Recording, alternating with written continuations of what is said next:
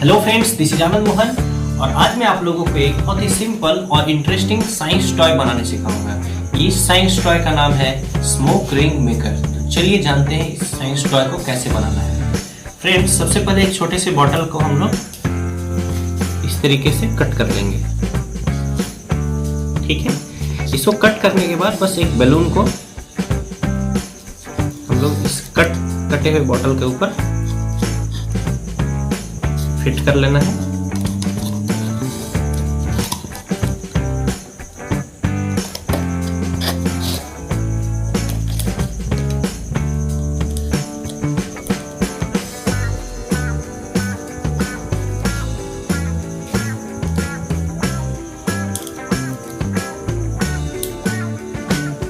ठीक है, और अब आप बिलीव नहीं करेंगे कि आपका एयर बजूका या फिर स्मोक रिंग मेकर बन करके बिल्कुल रेडी है। तो चलिए इसे टेस्ट करते हैं।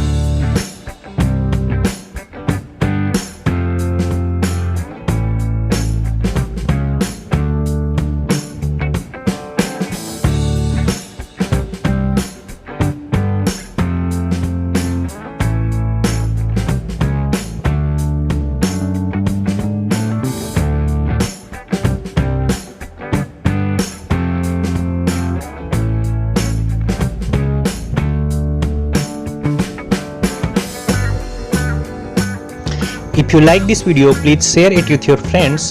For more such exciting experiments, please subscribe to our channel and press the bell icon.